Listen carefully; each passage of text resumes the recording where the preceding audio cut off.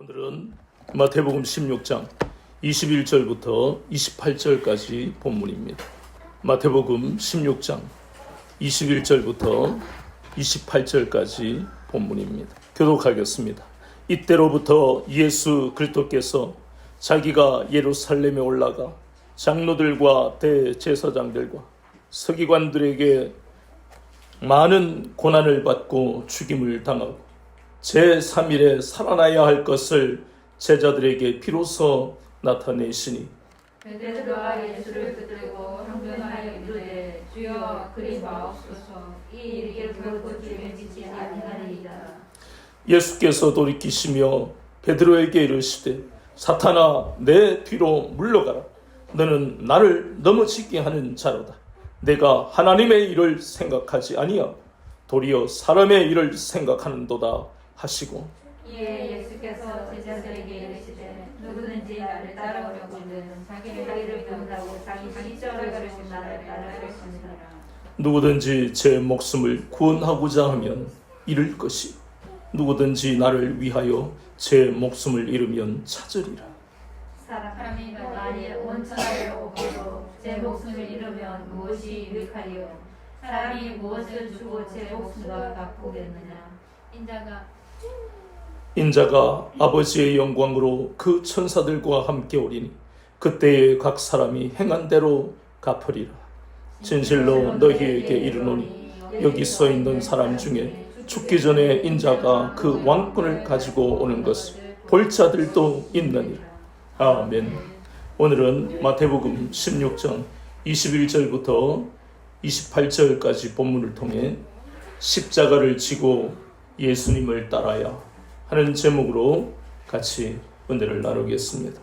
우리가 창세기 12장부터 22장까지 하나님이 아브라함에게 이삭을 약속하시고 그 말씀을 성취하신 그 내용을 너무나 잘 알고 있습니다.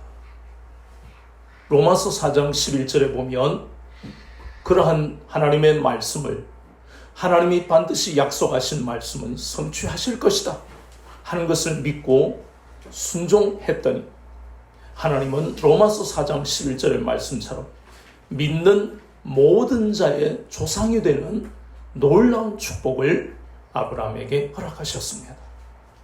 창세기 21장에 보면 하나님은 약속하신 대로 아브라함이 몇 살에 100세에 이삭을 주셨습니다. 얼마나 기쁘겠습니까? 단순히 딸만 있는 집안에 아들을 주시는 아니면 2대 독자, 3대 독자 집안에 아들 주셔도 얼마나 귀합니까? 일주일 내내 동네 사람들 불러 잔치하겠지요? 얼마나 귀합니까? 우리나라 같이 남아선거사성이 아직도 남아있으니까. 그런데 창세기 21장에 보이는 이 말씀은 그것하고는 좀 차원이 다른 것이에요. 단순히 자식이 없는 집안에 자식을 얻었다 하는 그러한 말씀에서 그치는 게 아닙니다. 25년 동안 약속의 말씀을 붙들고 많은 실패와 고통의 세월을 지난 후에 마침내 하나님의 약속이 이루어지는 것을 증거하고 또 그것을 체험한 한 집안에 그리고 믿음의 사람들에게 나타난 놀라운 장면이라는 것입니다. 이것이 어떻게 아들이 없는 집에 아들이 생기는 그런 것도 기쁜데 그것과는 비교할 수 없는 차원이라는 것입니다. 창세기 21장 1절부터 7절에 보면 노년에 아들을 얻은 것을 너무너무 아내 사라와 함께 기뻐하는 장면이 나옵니다. 그런데 창세기 22장 1절부터 3절까지 말씀을 보면 하나님은 그 아브라함에게 내 사랑하는 독자 이삭을 제물로 바쳐라. 참 상식으로 우리가 받아들일 수 없는 너무너무 고통스러운 명령을 하나님이 아브라함에게 하셨다는 겁니다. 창세기 12장 때에 아브라함이었으면 하나님의 이 말씀에 순종할 수가 없었을 것이에요. 왜냐하면 약속의 땅에 갔더니 기근이 있어서 애굽으로 내려갔다. 그러한 장면을 보면 아브라함의 마음속에는 아직까지 자신이 인생의 주인이었다 하는 것을 의미하는 것이에요. 그러나 하나님의 믿음의 시련이 대표적인 것이 바로 창세기 12장 10절에서 20절까지 기근을 만났을 때 어떻게 할 것이냐. 아직까지 남아있는 인본주의 상식으로 그는 물이 많은 애굽으로 내려갔다가 얼마나 큰 고통을 겪습니까? 창세기 16장 1절에서 4절은 하나님이 아들을 주신다고 하셨는데 그것을 믿음으로 기다리다가 견디지를 못하고 하갈과 동침함으로 그 가정의 평안이 사라지고 고통이 오는 그러한 믿음의 시련 속에서 실패를 맛보지 않았습니까? 이러한 실패와 이러한 고통을 마침내 이겨내고 창세기 21장에 하나님이 놀라운 복을 허락하시는 것을 맛보았던 아브라함에게 이러한 하나님의 말씀은 그를 고통스럽게 했지만 지금까지 무수히 약속의 말씀을 주신 그 하나님을 신실하신 하나님을 믿고 절대적으로 순종했던 것입니다. 그것이 바로 창세기 22장 3절에 나온 아브라함이 일찍이 일어나 아침에 일찍이 일어났다는 것은 그것은 밤새도록 그를 괴롭히던 인본주의 생각들, 마귀의 미혹하는 불신앙의 그런 유혹들을 말씀으로 물리치고 이겼다는 것을 의미하는 말씀이 아침에 일찍이 일어나 이 말씀입니다. 그는 자신이 가진 모든 생각과 자신의 신념이나 일생의 그 경험을 다 내려놓았습니다. 그것이 바로 오늘 우리가 보고 있는 마태복음 16장 24절 예수님을 따르려면 자기를 부인하고 자기 십자가를 지고 예수님을 따라야 된다는 그 자기 부인이 바로 가장 좋은 예 중에 한 사람이 아브라함이라는 것입니다. 이 아브라함은 바로 자기 부인이 되었기 때문에 이러한 고통스러운 현실을 이길 수가 있었고 마침내 창세기 22장 18절에 내 씨로 말미암아 천하만민이 복을 받을 것이다. 이것이 바로 로마서 4장 11절에 나오는 믿는 모든 자의 조상이 되는 축복을 말씀하고 있는 것입니다. 예수님은 오늘 마태복음 16장 24절에서 나를 따라오려거든 어떻게 하고요? 자기를 부인하고 또 그 다음에는 어떻게 하고요? 자기 십자가를 지고 나를 따라와야 된다. 이렇게 말씀하는 겁니다. 그렇다면 우리는 지난 시간에 예수님이 주와 그리스도가 되신 말씀을 우리가 나누었지만 주와 그리스도가 무엇을 의미하는지 알아야 되는 것처럼 오늘 보이는 자기 부인이 무엇을 의미하는지 우리는 그냥 알아서는 안 되고요. 깊이 알아야 합니다. 왜냐하면 하나님이 아브라함에게 자기 부인, 즉 내가 너에게 약속으로 준 그 아들을 다시 나에게 바쳐라 하는 것을 믿음을 가지고 순종을 할 수 있는 것이 바로 자기 부인이니까 얼마나 어려운 일입니까? 그런 것처럼 예수님이 이렇게 말씀하시는 자기 부인이 의미하는 것은 바로 영혼의 유익을 위하여 육체의 정욕을 부인하는 것을 자기 부인이라고 합니다. 좀 더 쉽게 말하면 영혼의 유익이 우선이고 육체의 정욕은 우리가 날마다 깨어 긴장해야 하는 문제라는 것입니다. 성경 속에는 영혼의 유익보다도 육체의 정욕을 위해 살다가 실패한 인생들에 대한 말씀이 나옵니다. 가장 먼저는 창세기 3장 6절. 하와의 눈에 하나님이 먹으면 죽는다고 했는데 그 선악을 하는 나무 열매가 어떻게 보였습니까? 먹음직하고 보암직하고 지혜롭게 할 만큼 탐스럽게 할 그 선악을 하는 나무 열매를 먹었습니다. 자기 부인이 되지 않았다는 것입니다. 자기의 욕심을 따라 가다가 넘어졌다는 것으로 의미합니다. 여호수아서 7장 21절에 보임 그 아가는 아이 성에 전투를 하기 전에 그러한 범죄, 어떤 범죄입니까? 신할 땅에 이 외투는 너무너무 값비싸고 진귀한 것이고 또 은 200세겔과 금 50세겔을 훔쳤습니다. 다 하나님의 것이잖아요. 은 400세겔에 대한 참고로 우리는 보통 고대 근동에서 결혼 지참금으로 보통 50세겔을 장인에게 드리게 돼 있어요. 예를 들어서 우리가 잘 아는 야곱 같은 경우에 14년을 무옷으로 일했는데 사실은 고대 근동의 결혼 관습으로 보면 결혼 지참금 은 50세겔을 외삼촌에게 안 주었기 때문에 그렇게 따지면 사실은 외삼촌이 나쁜 사람이 아니지요. 그러나 신앙을 가진 집안에서는 그와 같은 일이 있어서는 안 된다는 말씀이었어요. 우리가 또 잘 아는 또 아브라함의 경우에 사랑하는 아내 사라가 죽었을 때 매장지가 없었잖아요. 그래서 그는 막벨라 굴이 있는 그 밭을 에브론이라 하는 사람에게 살 때에 얼마를 주었다고 말씀하느냐 하면 400세겔을 주었다고 합니다. 그러니 이 아간이 은 200세겔을 도둑질했다는 건 어마어마하게 큰 돈이에요. 대략적으로 한 1억 정도라고 생각하면 돼요. 그러니 욕심이 안 되겠냔 말이에요.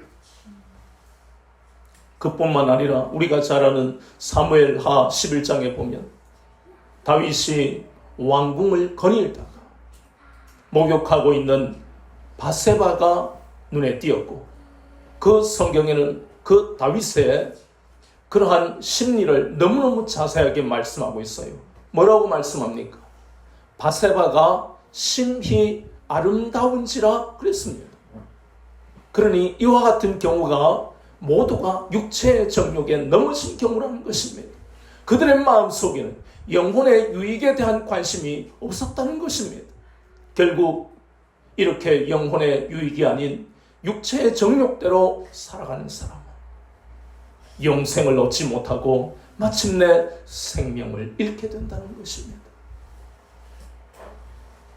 아브라함의 경우는 자기 부인이 되었기 때문에 지금까지 자신이 가지고 있던 고집과 의지 그리고 가치관과 신념 그의 경험 이 모든 것을 내려놓았어요. 우리도 마찬가지잖아요.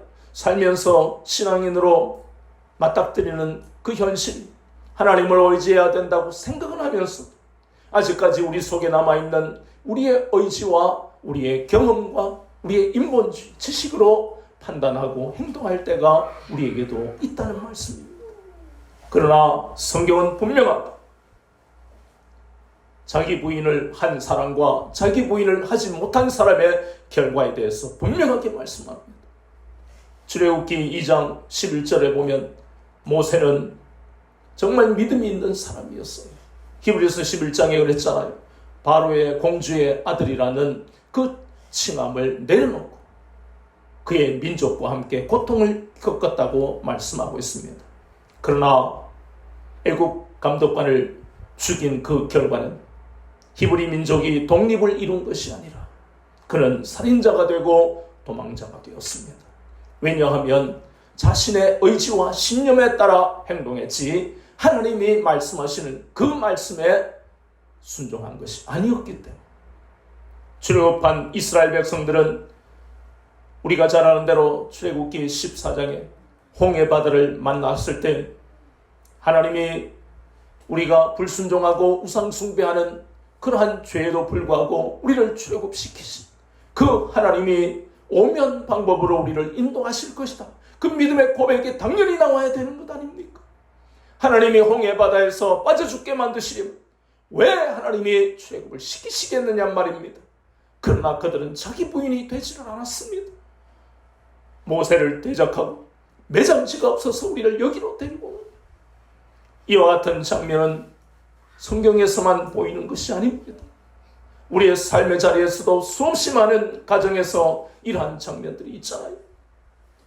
아버지는 무능하고 어머니는 무능해서 우리가 이렇게 가난하게 사는 이것이 다 예수님을 믿어서 그런 것 아닙니까?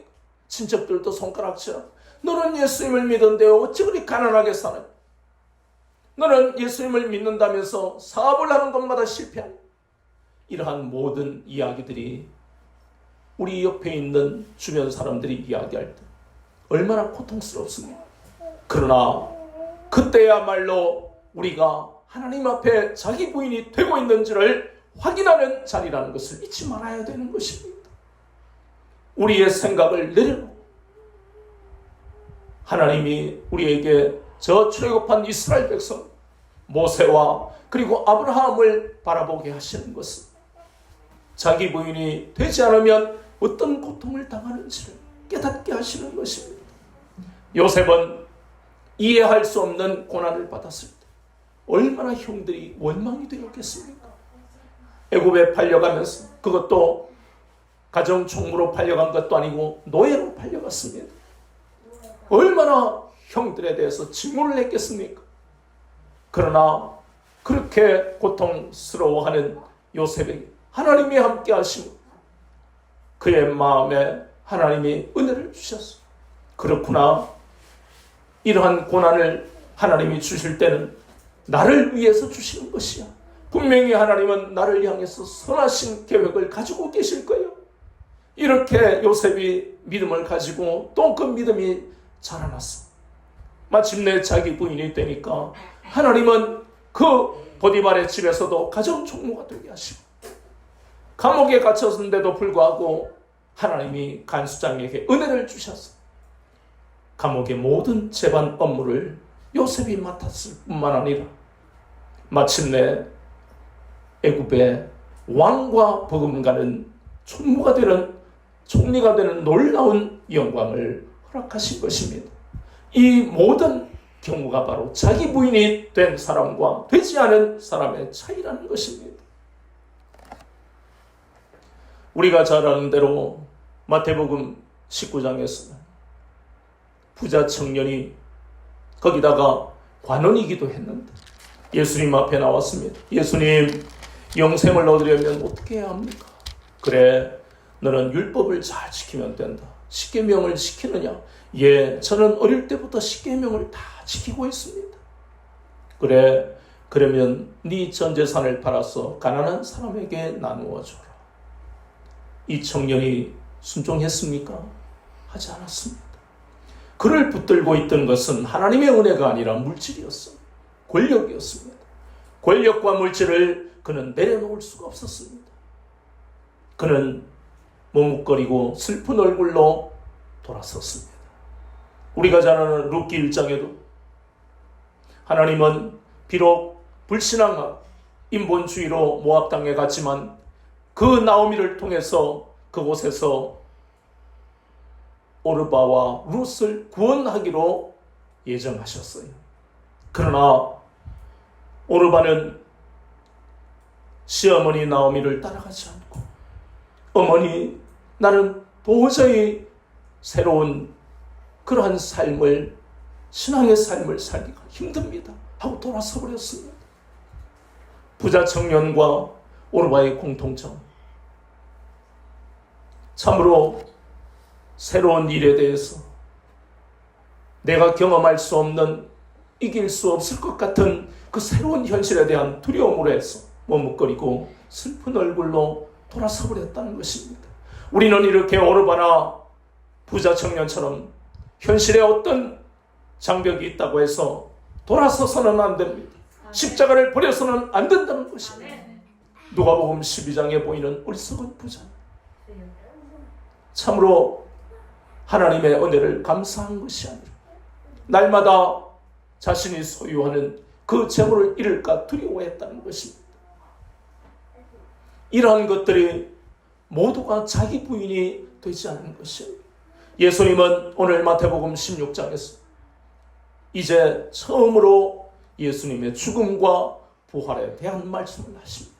내가 십자가를 져야 되겠다. 그러나 사흘 만에 다시 살아날 것이다. 이 십자가에 대한 말씀을 처음 하신 겁니다.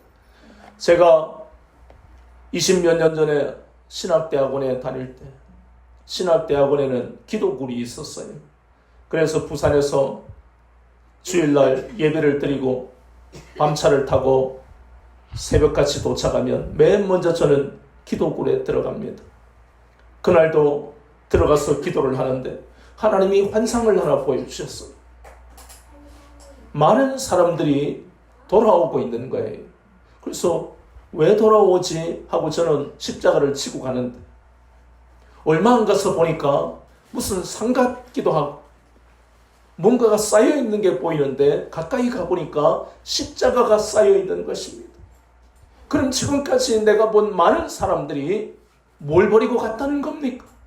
십자가를 버리고 간 거예요. 그것이 20몇 년 전에 제가 본 환상입니다. 그 20몇 년 전에도 십자가를 버렸다면 지금은 더 심각하다는 것이에요. 십자가를 버리면 결국은 멸망의 길로 갈 수밖에 없습니다. 십자가를 버리는 것은 좁은 길로 가는 것이 아니라 넓은 길로 가는 것입니다. 십자가를 버려서는 하나님의 영광을 맛볼 수가 없습니다. 영생을 받을 수가 없다는 것입니다. 오늘 본문에 보이는 이 말씀, 예수님이 자기를 부인하고 자기 십자가를 지고 나를 따라라 하는 이 말씀, 결국은 우리의 영혼의 유익을 위하여 육체의 정욕을 버려야 된다고 말씀하는 겁니다. 요한일서 2장 16절 17절에 보면 이는 세상에 있는 모든 것이 육신의 정욕, 안목의 정욕, 이생의 자랑 다 아버지께로 오는 것이 아니고 세상으로부터 오는 것입니다. 이 세상도 그 정욕도 지나갔다. 오직 말씀을 붙드는 사람만 남는다고 분명히 말씀하셨습니다. 그런데 우리가 신앙을 가지고 살면서 육체의 정욕과 안목의 정욕과 이생의 자랑을 이길 힘이 우리에게는 없습니다. 너무너무 거대한 거예요. 이미 돌아보면 우리가 치고 있다는 것을 우리가 보고 있잖아요. 그래서 예수님이 오늘 나를 따라오려거든 자기를 부인하라는 이 말씀을 하신 것은 우리 힘으로 자기를 부인할 수 없기 때문에 이 말씀을 우리가 붙들어야 된다는 것입니다. 우리 노력으로는 자기 부인이 불가능합니다. 이 말씀을 우리에게 주신 이유 자체가 우리 힘으로 자기를 부인할 수가 없다는 것을 주님이 아시기 때문에 앞으로 또 지금까지 우리에게 주신 이 생명의 말씀을 붙들으라는 것입니다. 예수님이 우리의 하나님이 되심, 창조주 하나님이 되심을 굳게 믿고 가라고, 또 우리의 그리스도, 우리의 영혼을 구원한 구세주시고 우리가 이 땅에 살아가는 동안 어려움을 만날 그때마다 우리 주님이 우리를 그 환경에서 건져주신다는 것을 의미하는 게 그리스도라는 의미입니다. 우리가 잘 아는 시편 128편 121편 8절에 지금부터 나의 출입을 영원까지 지키신다는 약속을 분명히 우리에게 하셨습니다.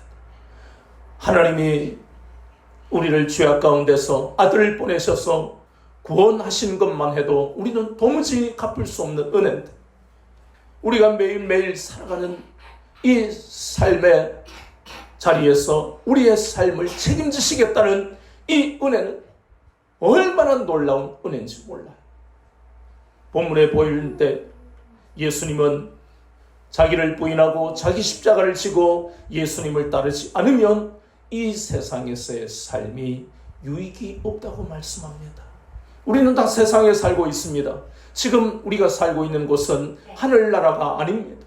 그런데 왜 예수님은 이렇게 이 세상에서의 삶이 유익이 없다고 하셨을까? 세상에 속담도 있잖아요. 이 세상이 얼마나 좋은지. 속담에 뭐라고 그럽니까? 개똥밭에 굴러도 저승보다 이승이 낫다 그랬어요.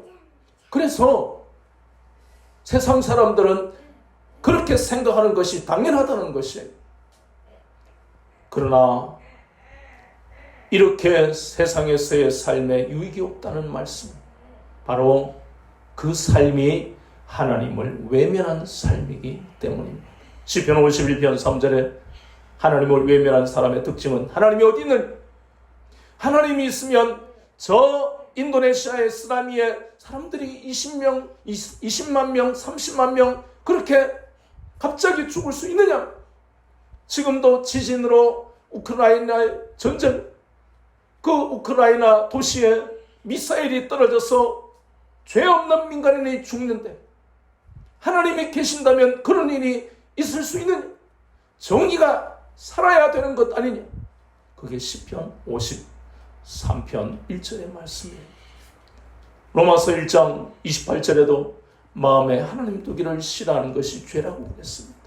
세상에서의 삶의 특징은 에베소서 2장 12절에 그리스도 밖에 있는 사람들이 가지는 그런 가치관과 사고방식이에요. 근데 그 모든 것이 바로 하나님을 외면한 삶이라는 것입니다. 성경은 하나님을 외면한 삶에는 거기에는 기쁨도 소망도 평안도 없다고 말씀합니다. 왜 그렇습니까? 예수님이 우리와 함께하지 아니하시며 예수님이 우리의 임마누엘이 되지 아니하시며 시편 90편 말씀처럼 우리는 지금부터 죽을 때까지 슬픔과 수고밖에 없는 삶을 살게 됩니다. 권력이 있어도 물질이 있어도 명예가 있어도 우리의 삶은 슬픔만 있는 거예요. 수고만 있는 것입니다. 돈이 있고 없고의 문제가 아닙니다. 로마서 14장 17절은 우리가 잘 알잖아요. 하나님의 나라는 먹는 것과 마시는 것이 아니라 성령 안에 있는 의와 평강과 희락이라고 했습니다. 이 세상의 의와 평강과 희락은 권력으로도 돈으로도 만들 수가 없는 겁니다. 이 세상은 예전에도 그랬고 앞으로도 그렇고 영원히 불의합니다. 그리고 이 세상에는 기쁨도 없습니다. 평안도 없습니다. 그런데 얼마나 놀랍습니까?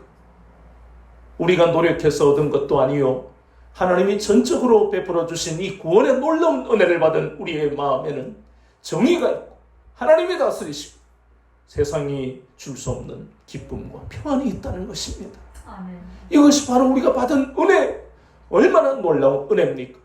그래서 아브라함처럼 요셉처럼 바울처럼 내가 아는 모든 지식은 다 배설물이고 예수 그리스도를 아는 지식만이 고상한 것이라는 것을 우리는 이제 마음으로 받았어. 이것이 우리의 마음에 날마다 뜨겁게 우리의 삶을 변화시키는 능력이 될 때에 우리는 이 땅에서 어떤 환경의 어려움 속에서도 하나님이 우리와 함께 하시고 주님이 우리의 임마누엘이 되신 것을 굳게 믿고 나갈 수 있는 것이고 그리고 마침내 이 땅에서 그의 나라와 의를 구한 사람 심판주 되신 예수님이 오실 때에 우리는 상급을 받게 되는 것이고 이것이 바로 우리가 자기 십자가를 지고 예수님을 따라야 하는 이유라는 것입니다. 그렇지 않은 사람은 썩어질 세상에서의 삶에 온 천하를 얻는다 할지라도 그는 심판주 되신 예수님이 오실 때 심판을 받을 수밖에 없습니다. 그것이 바로 지옥에 간다는 것을 의미하고 있는 것입니다. 그래서 자기 십자가를 지고 예수님을 따라야 하는 이유는 둘 중에 하나, 지옥이 아니면 천국이라는 것을 다시 한번 우리가 생각합니다.